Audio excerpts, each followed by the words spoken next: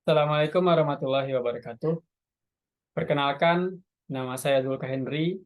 Saya adalah dosen Politeknik Negeri Padang pada program studi D2 Instalasi dan Perawatan Kabel Bertegangan Rendah.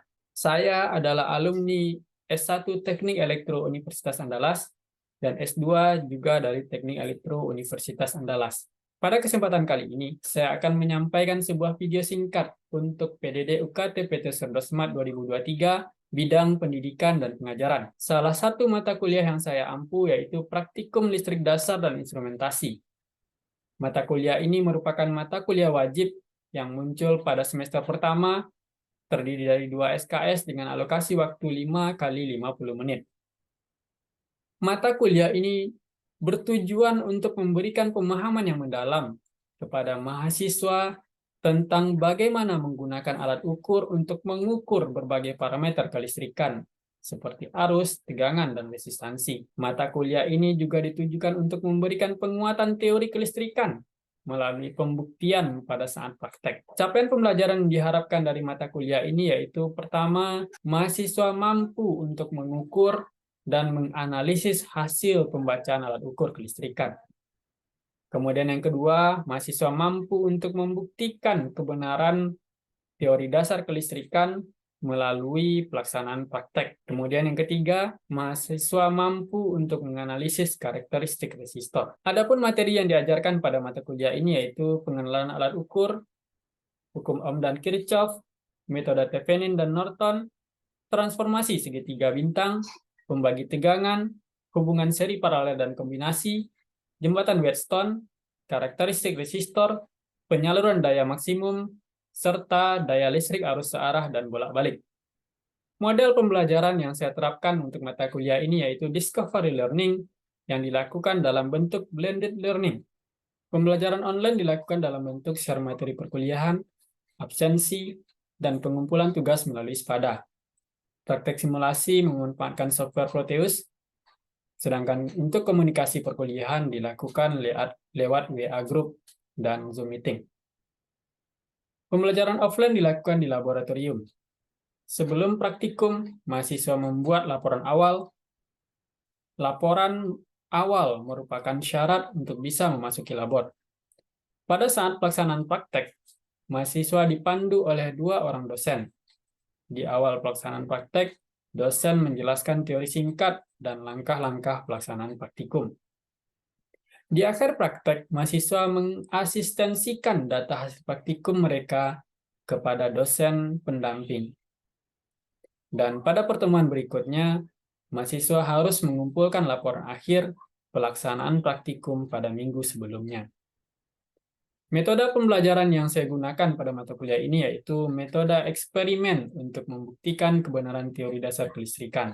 Interaksi antara dosen dan mahasiswa terlihat di sepanjang pelaksanaan praktikum, mulai dari awal, pengumpulan laporan awal, penjelasan materi, pelaksanaan praktikum, sampai asistensi dan pengumpulan data hasil praktikum. 2 teknik penilaian yang saya gunakan pada mata kuliah ini yaitu penilaian dengan proyek dan observasi, serta penilaian dalam bentuk tes, yaitu ujian UTS dan UAS. Indikator penilaian yang saya terapkan yaitu memasukkan unsur sikap sebanyak 10%, UTS dan UAS masing-masing 25%, pelaksanaan praktikum 40%. Pelaksanaan praktikum ini dibagi menjadi 3 bagian. Pertama, untuk laporan awal 10%, untuk keaktifan pelaksanaan praktek sebanyak 10%, dan laporan akhir sebanyak 20%. Berikut video singkat pelaksanaan praktikum dan penjelasan materi di awal pelaksanaan praktek yang saya lakukan di labor. Bismillahirrahmanirrahim. Assalamualaikum warahmatullahi wabarakatuh. Waalaikumsalam warahmatullahi wabarakatuh. Alhamdulillahirrahmanirrahim. Sholawat kepada Allah dan sholawat dan salam pada Nabi Muhammad SAW. Bagaimana kabarnya siang ini? Pada pertemuan sebelumnya kita sudah belajar tentang lambang dan satuan dari alat ukur. Kalau arus apa lambangnya? I. Satuannya apa?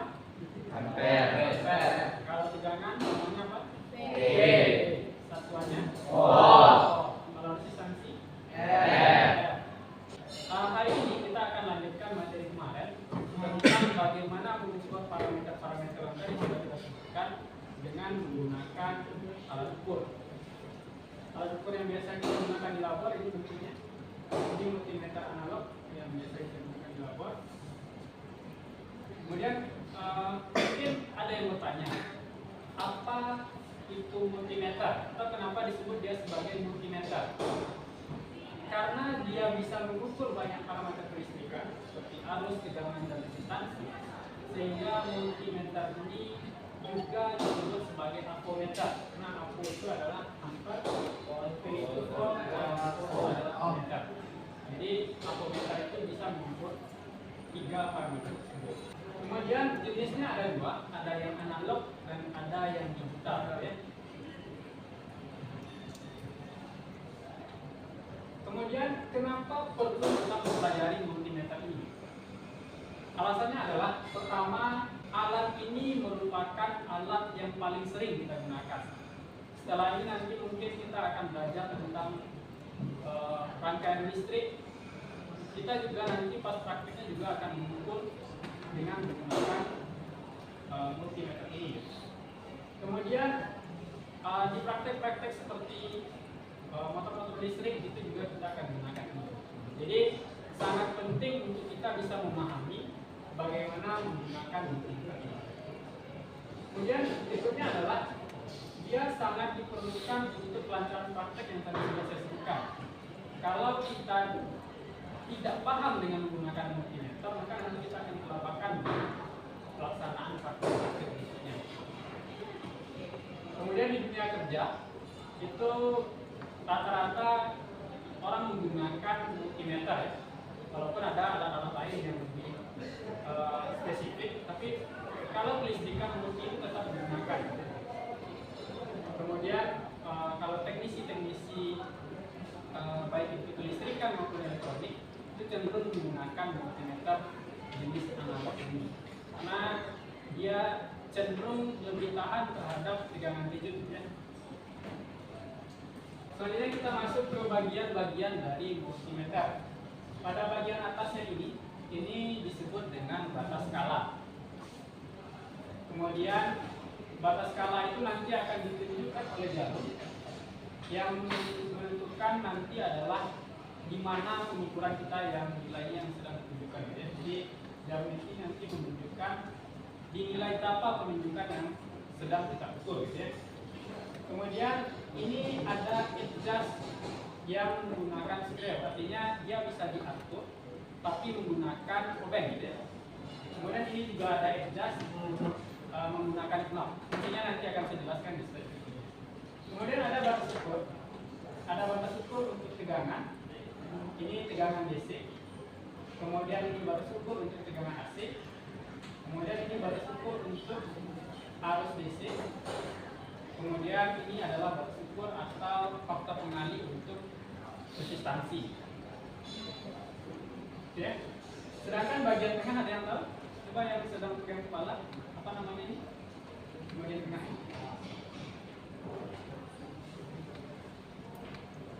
Ini namanya selektor switch. Artinya selektor itulah yang nanti menentukan fungsi dari voltmeter kita. Apakah kita fungsikan multi ini sebagai voltmeter kah, sebagai ampermeter kah, atau sebagai ohmmeter. Jadi selektor ini yang menentukan.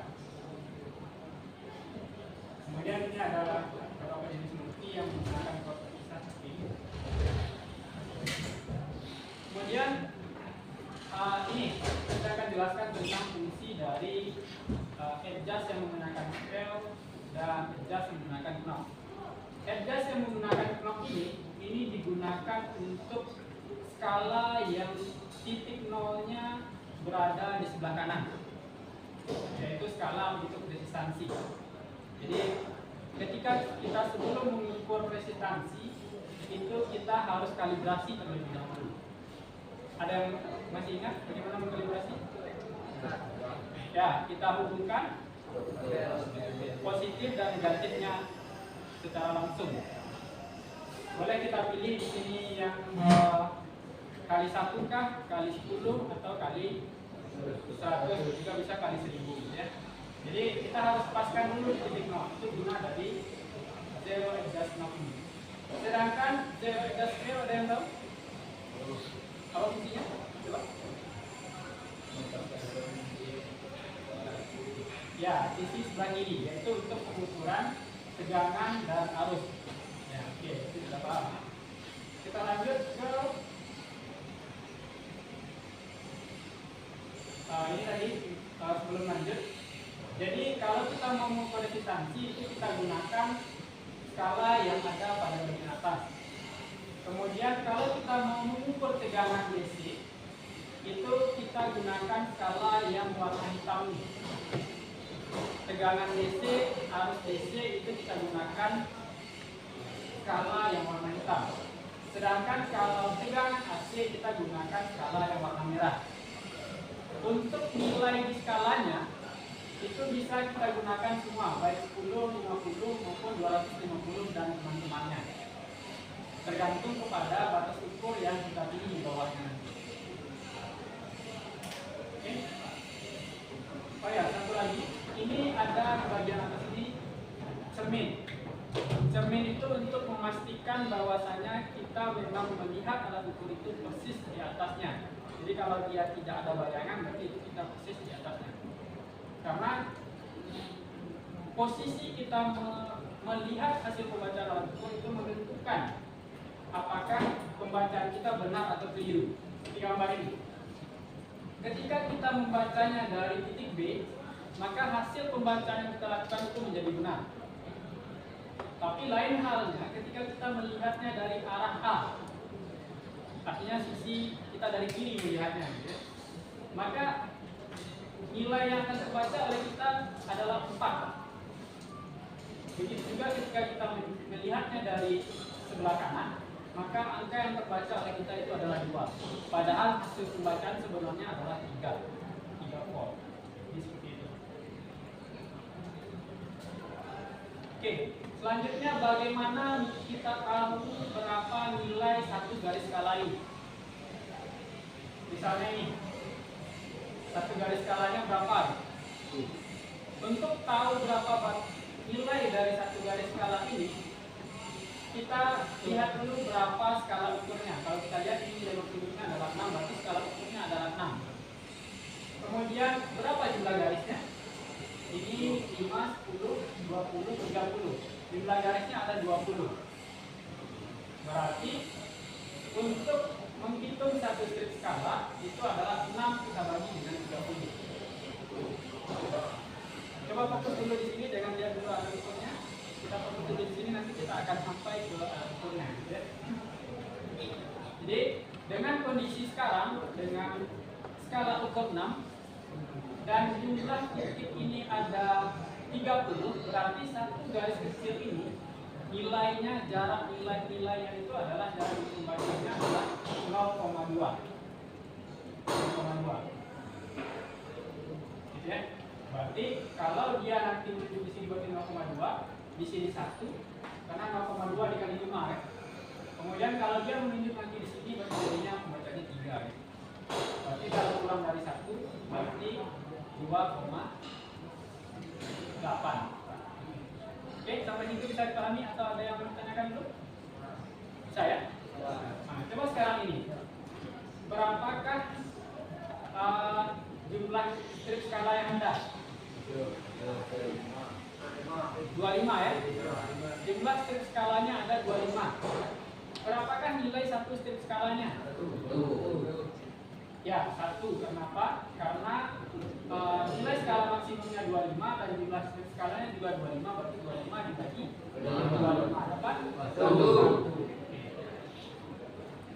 Selanjutnya, untuk mengukur arus maupun mengukur tegangan itu punya rangkaian tersendiri. Untuk mengukur arus kita harus serikan alat ukur yang tadi sudah kita set menjadi ampermeter secara apa ini?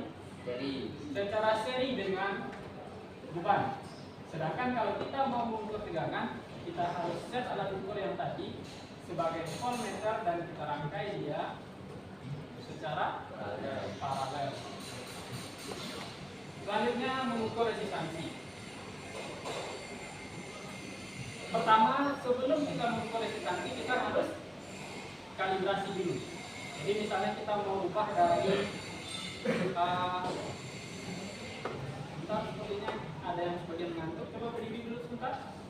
berdiri kita pegangan. Karena sore ya. Bawa tangannya dinaikkan ke atas sebentar.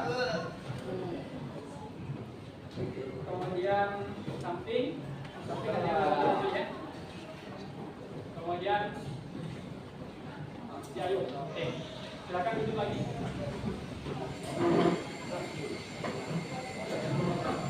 Jadi kita lanjutkan. Sebelum kita mengukur set resistansi, tentu kita akan memilih dulu faktor pengali atau beberapa yang akan kita pakai. Jadi setelah kita pilih misalnya dikali 100, maka kita harus kalibrasi dulu. Jadi setelah kita kalibrasi, kita pasang multimeter tadi paralel terhadap titik yang mau kita ukur resistansinya. Kemudian kita tunggu jarumnya berhenti sampai sempurna, kemudian baru kita baca dengan memanfaatkan skala yang ada pada bagian atas. Kira-kira ini jarumnya menunjuk di nilai berapa? Ini angka 20, ini 30. Dia berada di garis ketiga. Dia berada di garis ketiga. 6 ya, berarti 20.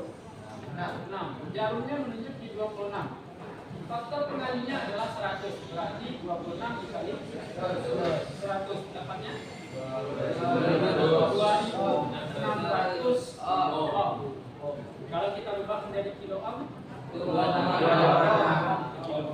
oke. Lanjut. Ini coba kira-kira berapakah pembacaan untuk yang sebelah kanan ini? Ini sebelah kiri ya. Ya. Berapa hasil pembacaannya? Ini angka 10 satu garis setelah dekat 10. Sebelah ya, sebelah. Faktor pengalinya berapa? 100 berarti 1100. Berarti 100 oke. Kita lanjut yang sebelah kanan. Ini garisnya 10, ini 20, ini total antara 10 dan 20. 15. Faktor pengalinya sekarang 20 berarti 150 ohm. Ya, oke. Ini jawabannya. Kita lanjut. Mengukur tegangan. Pertama kita harus membiasakan sebelum memasang alat ukur kerangkaian, kita harus ubah dulu selektornya ke posisi yang sesuai.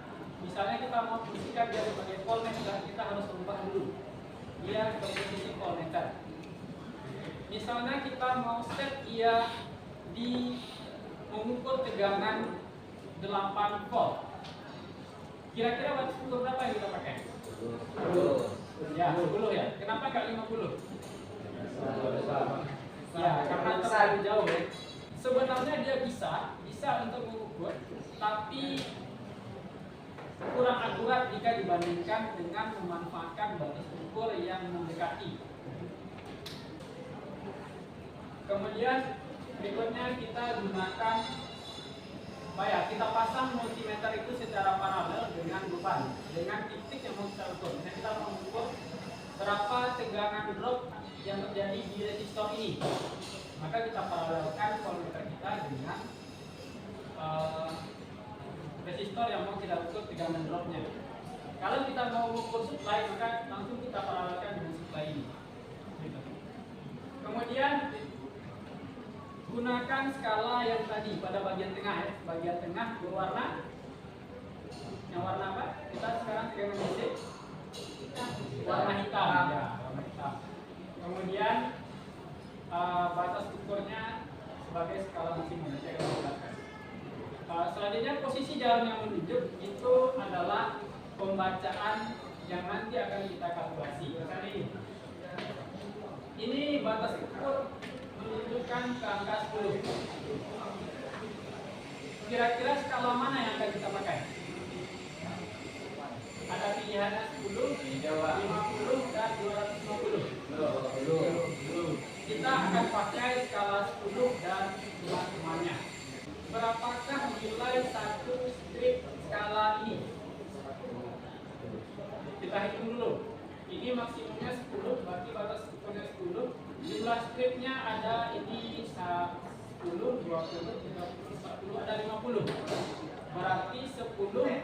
bagi dengan 50 apanya? 0,5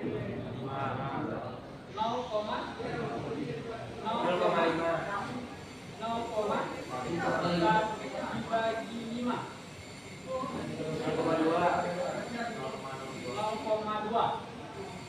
Jadi dapatnya satu garis kecil ini adalah 0,2. Kondisinya sekarang adalah jarumnya menuju ke angka 4 tapi lewat 2 garis. Berarti lewatnya itu adalah 2 garis dikali 0,2. Berarti 0,4. Berarti 4 tambah 0,4 adalah 4,4. Sampai situ bisa dipahami?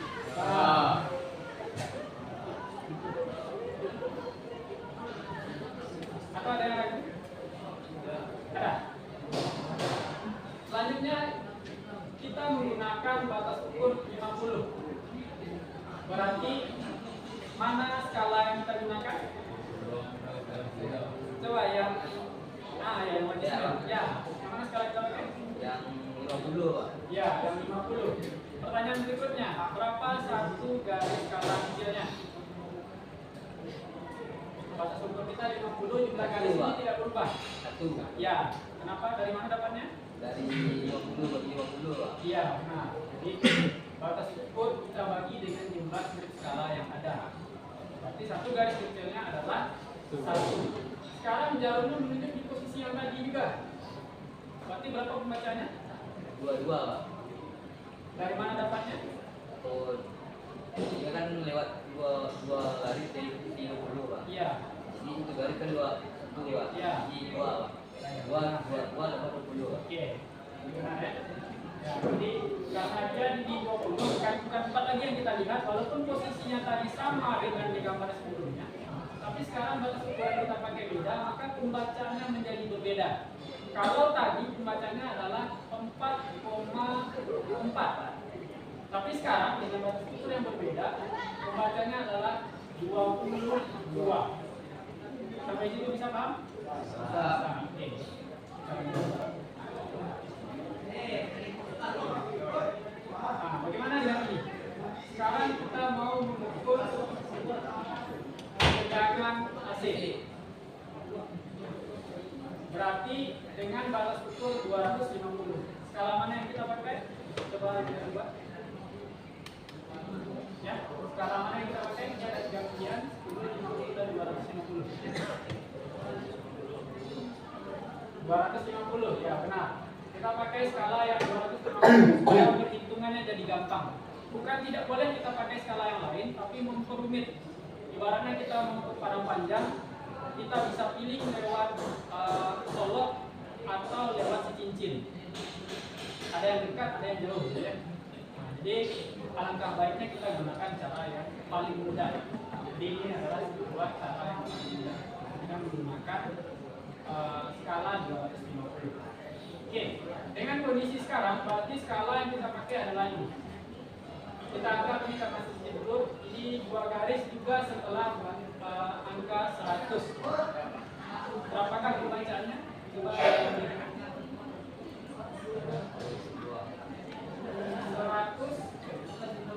Ya, sebentar, sebelum ke sana. Ini 250 batas skala kita. Jumlah garisnya berapa tadi? 50. Berapakah nilai satu garis kecil? Berapa? 5.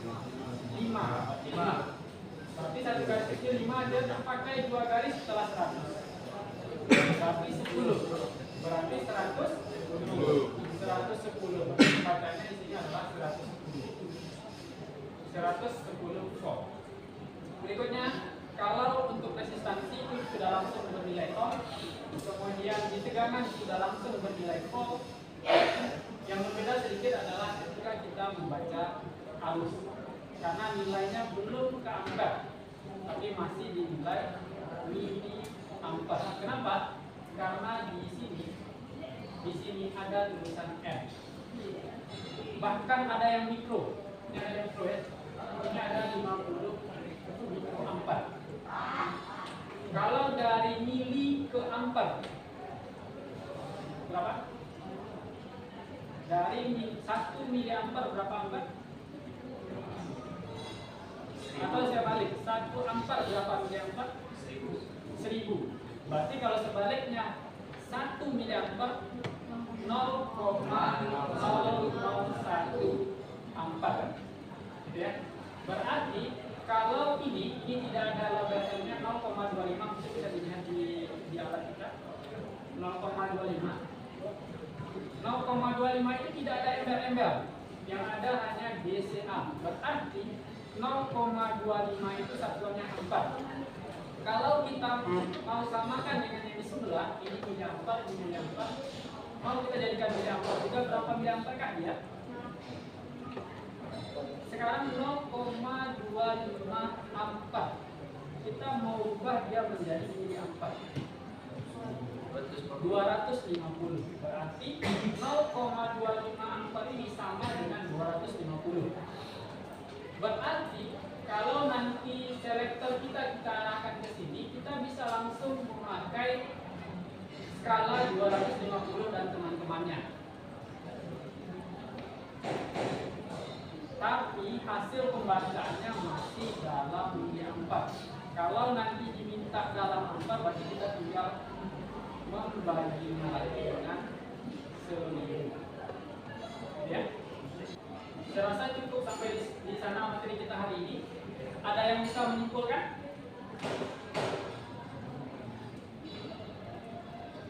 Ada yang bisa menyimpulkan? Kalau mengukur arus kita rangkaiannya bagaimana? Mau mengukur arus. Jadi kalau kita mau mengukur arus, multimeternya harus kita rangkai secara seri. Kalau mau mengukur tegangan, kita harus rangkai dia secara paralel. Kemudian ketika batas ukur yang kita pilih memiliki nilai yang sama dengan di skala ukur, maka nilainya bisa langsung, apa yang terbaca itu adalah nilai pengukuran sesuai dengan satuan yang ada di batas ukur. Tapi ketika batas ukur berbeda, misalnya tadi 250 di skala ukur, kemudian kita memilih di batas ukur itu 25, kita harus samakan skala ukur dengan batas ukur. Ya, jadi patokannya adalah batas ukur. Oke. Jadi itu materi kita hari ini. Saya berharap ini bisa dimengerti dan diingat-ingat untuk praktek berikutnya. Karena setelah ini nanti kita akan lanjutkan ke praktek ukur ohm dan Kirchhoff. Jadi ini sangat bermanfaat, terutama untuk bagaimana membaca hasil pembacaan rangkaian yang sudah kita lakukan. Oke, demikian dari saya, cukup demikian. Saya akhiri. Assalamualaikum warahmatullahi wabarakatuh.